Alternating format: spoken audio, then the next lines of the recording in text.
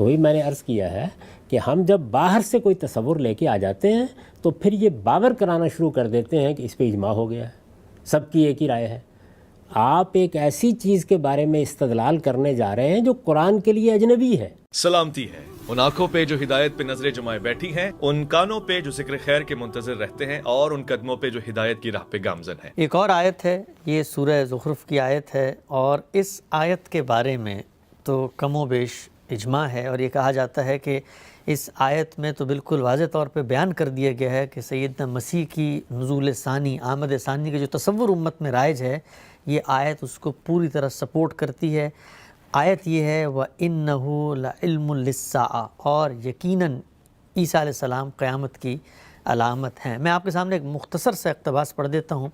ہمارے عہد کے ایک بڑے مفسر ہیں، انہوں نے اپنی تفسیر میں لکھا ہے، مفسرین نے اس آیت کی تفسیر کی ہے کہ حضرت عیسیٰ علیہ السلام قیامت کی علامتوں میں سے ہیں، یعنی وہ قیامت کے قریب آسمان سے دوبارہ دنیا میں تشریف لائیں گے، اور ان کی تشریف آوری اس بات کی علامت ہوگی کہ قیامت قریب آ گئی ہے۔ مسیح علیہ السلام قیامت کی علامت ہیں۔ سورہ زخرف۔ اس پر کلام سے پہلے میں ایک بات کی طرف آپ کو توجہ دلا دوں۔ دیکھیے یہ بڑی المناک صورتحال ہے کہ ہمارے ہاں باہر سے بعض عقائد اختیار کر لیے جاتے ہیں، بعض تصورات قائم کر لیے جاتے ہیں، بعض چیزوں کو آپ ایک مسلمے کی حیثیت سے مان لیتے ہیں، اور پھر اس کو بالکل نظر انداز کر دیتے ہیں کہ قرآن میں جب آپ جا رہے ہیں تو وہاں لفظ کے معنی کیا ہیں، وہاں جملے کی تعریف کیا ہے، وہاں سیاق و سباق کیا ہے۔ یہ چیزیں نظر انداز کر کے ہم نے ایک مقدمہ ثابت کرنا ہے۔ اب یہ ہے کہ اس آیت کو اٹھا لیا آپ نے، اس کے سیاق سے سباق سے اٹھا کر انہ لعلم للساعہ، اب اس کے بعد یہ داستان سنانی بہت آسان ہو گئی کہ وہ قیامت کے قریب چونکہ آئیں گے اس وقت قیامت کی نشانی بن جائیں گے، یہ بات ان کے بارے میں بیان کی گئی ہے۔ میں آپ کی خدمت میں مولانا سید ابواللہ صاحب مودودی نے تفہیم القرآن میں اس پہ جو کچھ لکھا ہے وہ پیش کرتا ہوں۔ اچھا، مولانا سید ابواللہ صاحب مودودی اس کے بھی قائل ہیں کہ انہیں زندہ آسمان پر اٹھا لیا گیا، اور اس کے بھی قائل ہیں کہ وہ آسمان سے نازل ہوں گے قیامت کے قریب۔ انہوں نے سورہ احزاب کا ضمیمہ لکھا ہے اور اس میں اس کے دلائل دیے ہیں۔ ہم اس سے پہلے بھی یہ بات بیان کرتے آ رہے ہیں، لیکن اس کے ساتھ بہرحال وہ ایک جلیل القدر عالم کی حیثیت سے یہ بھی گوارا کرنے کے لیے تیار نہیں ہوتے کہ قرآن مجید کے سیاق سباق سے ہٹ کر کوئی معنی آپ پیدا کر دیں۔ تو ذرا دیکھیے کہ وہ اس پر کیا تبصرہ کر رہے ہیں، اس سے آپ کو اندازہ ہو جائے گا کہ ہمارے ہاں لوگ قرآن مجید کے ساتھ کیا معاملہ کرتے ہیں۔ یہ سورہ زخرف کی آیت ہے جی، یہ بہت دلچسپ ہے۔ مولانا سید ابواللہ صاحب مودودی دیکھیے، یعنی وہ میرے نقطہ نظر کے حامی نہیں ہیں، جی، ہم نے تو ان کی کتاب سے روایتیں پیش کی تھیں ساری، ان کی کتاب سے روایتیں پیش کی ہیں۔ دور حاضر میں وہ اسی قدیم تصور کو اپنے خوبصورت اسلوب میں اپنی تفسیر میں بھی بیان کرتے ہیں، اپنی کتابوں میں بیان کرتے ہیں۔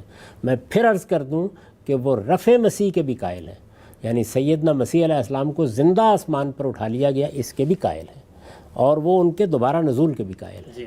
اس کی پوری انہوں نے تفصیل بیان کی ہے۔ لیکن اس آیت کے بارے میں کیا لکھتے ہیں؟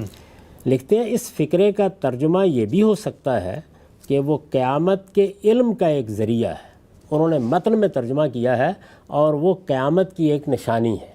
اب نیچے لکھ رہے ہیں اس فکرے کا یہ ترجمہ بھی ہو سکتا ہے کہ وہ قیامت کے علم کا ایک ذریعہ ہے، یعنی حضرت مسیح۔ یہاں یہ سوال پیدا ہوتا ہے کہ وہ سے کیا چیز مراد ہے؟ اچھا، یعنی اس میں ہے وَإِنَّهُ لَعِلْمٌ لِلسَّاعَةِ، اور وہ قیامت کی ایک نشانی ہے یا وہ قیامت کے علم کا ایک ذریعہ ہے۔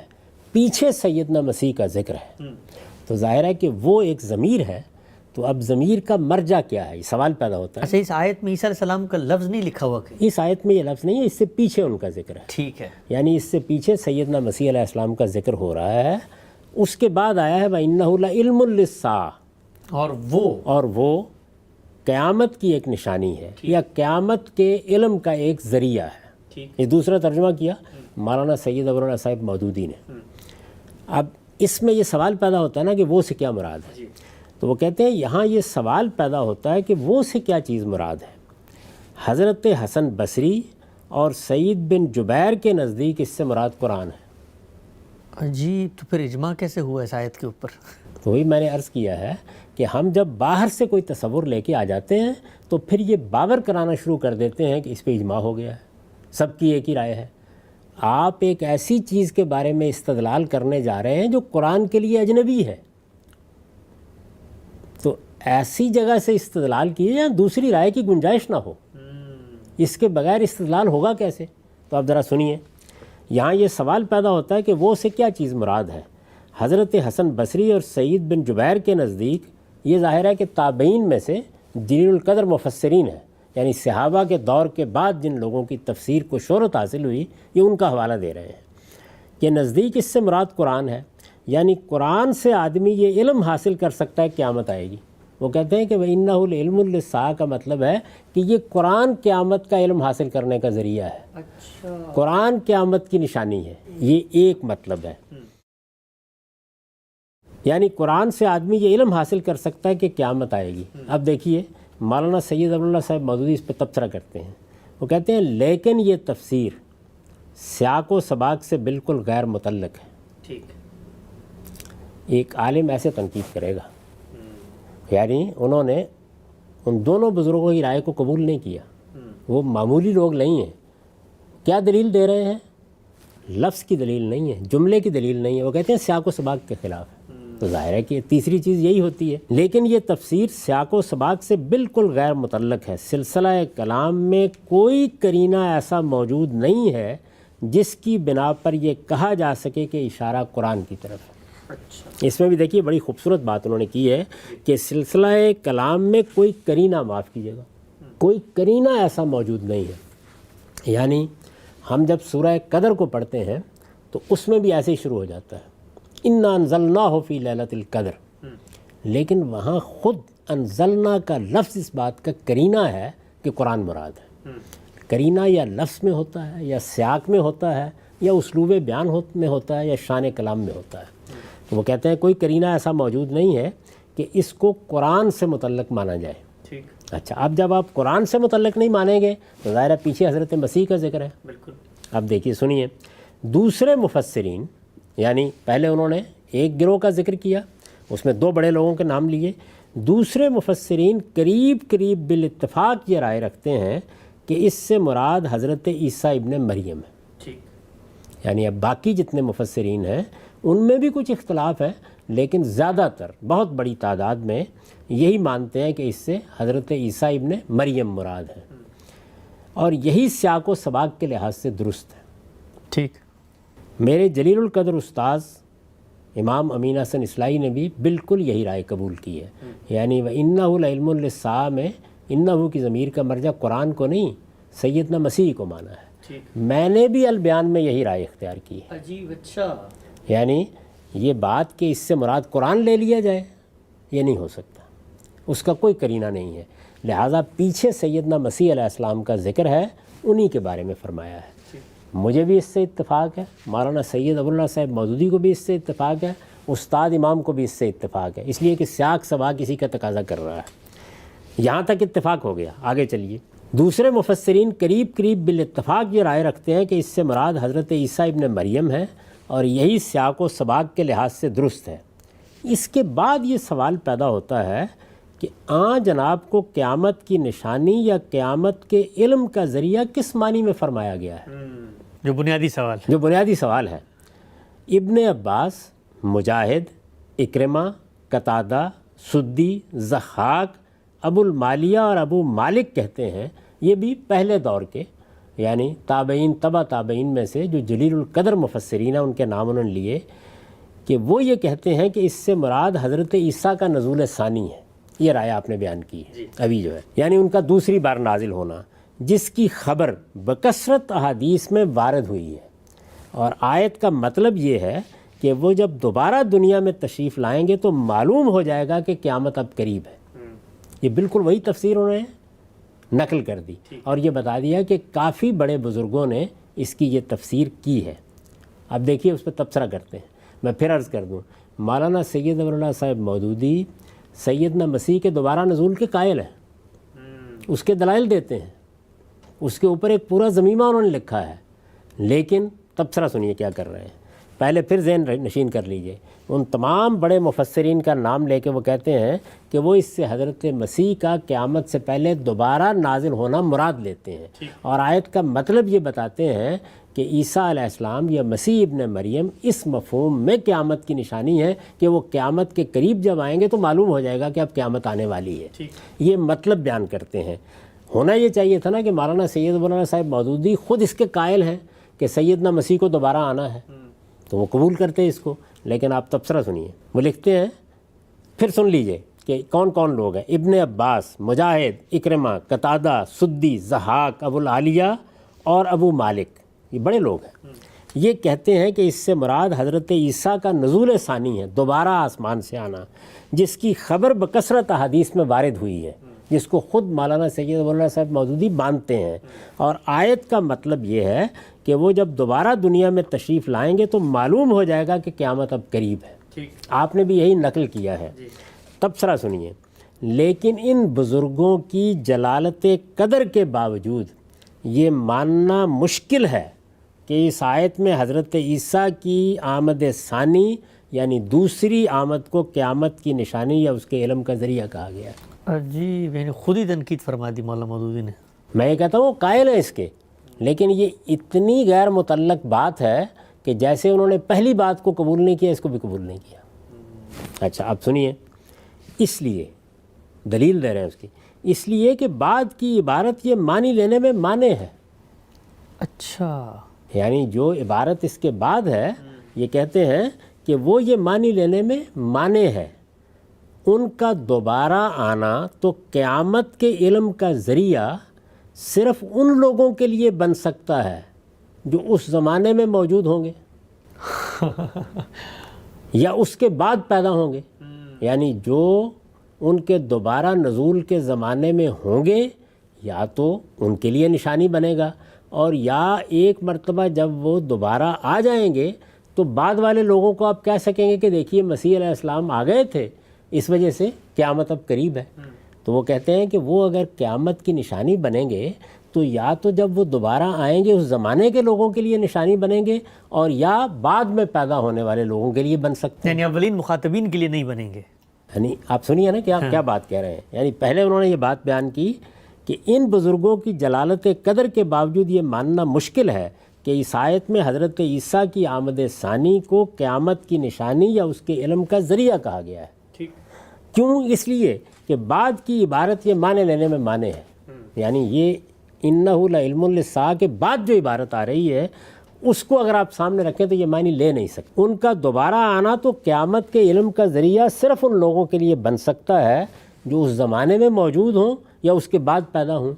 کفار مکہ کے لیے یعنی مکہ کے کافروں کے لیے آخر وہ کیسے ذریعہ علم قرار پا سکتا تھا کہ ان کو خطاب کر کے یہ کہنا صحیح ہوتا کہ پس تم اس میں شک نہ کرو.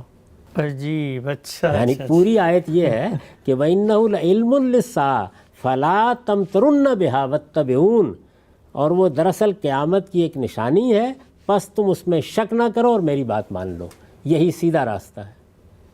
تو اگر قیامت کی نشانی کفار مکہ کے لیے وہ نہیں ہے تو ان کو یہ بات کہنے کا محل کیا ہے؟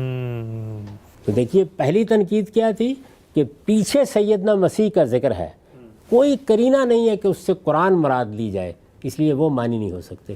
دوسری تنقید کیا ہے کہ آیت کے بعد جو خطاب کیا گیا ہے وہ کفار مکہ کو خطاب کر کے کہا گیا ہے کہ یہ نشانی ہے. آج کچھ لوگ ہیں ان کو آپ کہہ رہے ہیں کہ دیکھو یہ فلاں جو آسمان کے اوپر ایک چیز نمودار ہوئی ہے یہ قیامت کی نشانی ہے. مثلا قرآن مجید نے یہ کہا کہ رسالت مآب صلی اللہ علیہ وسلم کے زمانے میں اقتربت الساعۃ وانشق القمر، چاند ٹوٹ گیا، تو قیامت کی نشانی کے طور پر پیش کیا نا. کن کے سامنے؟ جنہوں نے دیکھا. تو قرآن مجید نے اگر سیدنا مسیح کو قیامت کی نشانی کہہ کے یہ کہا ہے کہ اس میں شک نہ کرو اور کہا کفار مکہ کو ہے، تو یہ بات قیامت کے قریب آنے والے لوگوں سے کیسے متعلق ہو سکتی ہے؟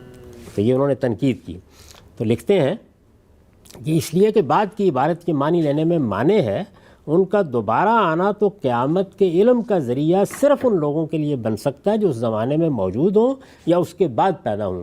کفار مکہ کے لیے آخر وہ کیسے ذریعہ علم قرار پا سکتا ہے کہ ان کو خطاب کر کے یہ کہنا صحیح ہوتا کہ پس تم اس میں شک نہ کرو.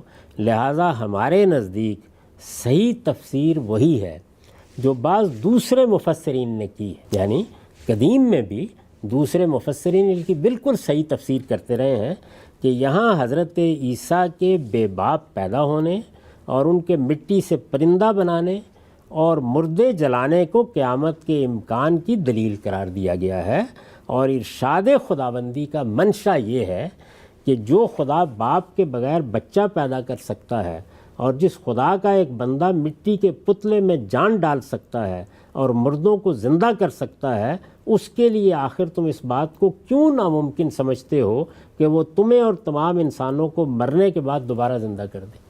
یعنی گویا سیدنا مسیح کو اس میں قیامت کی نشانی اس معنی میں قرار دیا گیا ہے کہ ان کی شخصیت جس طرح کے غیر معمولی معجزات کے ساتھ آئی، جس طرح کی ان کی غیر معمولی پیدائش ہوئی، جس طرح کہ ان کی وفات کے موقع کے اوپر بھی کسی کو جسم بھی نہیں ملا اور تاثر پیدا ہو گیا کہ زندہ آسمان پر چلے گئے ہیں، یہ اتنی غیر معمولی چیزیں جو ان کی ذات سے وابستہ ہیں، یہ در حقیقت اللہ تعالیٰ نے توجہ دلا کے ان حقائق کی طرف کفار مکہ سے یہ کہا ہے کہ وہ قیامت کی نشانی تھی۔ ٹھیک ہم سب تو یہ دوسرے مفسرین کی تفسیر ہے، اسی کو انہوں نے قبول کیا ہے، اسی کو استاد امام نے قبول کیا ہے، اسی کو میں نے بھی قبول کیا ہے، اس اضافے کے ساتھ کہ سیدنا مسیح کی جو دینونت برپا ہوئی، یعنی ان کے ذریعے سے ان کی قوم کو جو سزا دی گئی، وہ قیامت تک جاری ہے۔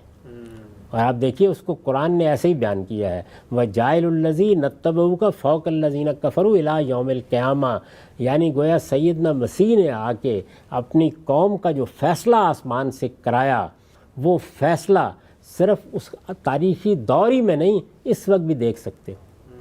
یعنی جو پیشین گوئی کی تھی اللہ تعالیٰ نے ان کے بارے میں کہ میں تیرے ماننے والوں کو، تیرا انکار کرنے والوں پر قیامت تک بالادست رکھوں گا، یہ بالادستی ہر موقع پر پکار کر کہہ رہی ہے کہ سیدنا مسیح نشانی تھے اس بات کی کہ دیکھو قیامت آنے والی ہے۔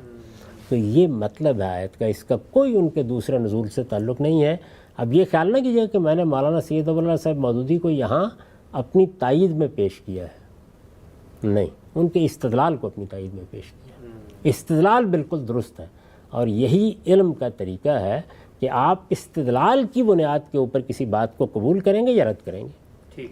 میں اپنے جلیل القدر استاذ کی بہت سی چیزوں کو قبول کرتا ہوں استدلال کی بنیاد کے اوپر، یہاں بھی میں نے ان کی دلیل کی قوت آپ کو دکھائی ہے کہ ایک آدمی جو وہی رائے رکھتا ہے جس کو ثابت کرنے کے لیے یہ حضرات بات کر رہے ہیں، لیکن قرآن کے سیاق سباق کو سامنے رکھ کے قبول کرنے سے انکار کر دیتا ہے۔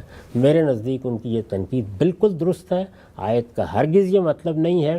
یہ کفار مکہ کو کہا گیا ہے کہ دیکھو سیدنا مسیح کی شخصیت کو جدال کا موضوع نہ بناؤ، وہ تو قیامت کی نشانی ہے اور ہر دور میں قیامت کی نشانی ہے، اپنی پیدائش کے لحاظ سے، اپنے معجزات کے لحاظ سے، اور ان کے ذریعے سے جو قیامت صغریٰ ان کی قوم کے لیے برپا ہے، وہ اس وقت برپا ہو کے ختم نہیں ہو گئی عاد و سمود کی طرح، وہ قیامت تک دیکھی جا سکتی ہے۔ اس وقت بھی میں اور آپ دیکھ سکتے ہیں کہ جو بات کہی گئی تھی کہ اے مسیح میں تجھے وفات دوں گا، تجھے اپنی طرف اٹھاؤں گا، تجھے ان لوگوں سے پاک کروں گا اور تیرے ماننے والوں کو قیامت تک بالادست رکھوں گا، وہ بالادستی اس وقت بھی قائم تھی جب یہ آیت نازل ہوئی، وہ آج بھی قائم ہے اور یہ قیامت تک قائم رہے گی۔ قرآن نے اسی طرح اس کو بیان کیا ہے، یہ قیامت کی نشانی ہے، نہ کہ حضرت مسیح کا دوبارہ آنے کا یہاں کوئی ذکر ہو رہا ہے۔ ہم سب بہت ہی آپ نے خوبصورتی سے اور بڑی تفصیل سے اس آیت کے بارے میں بتایا۔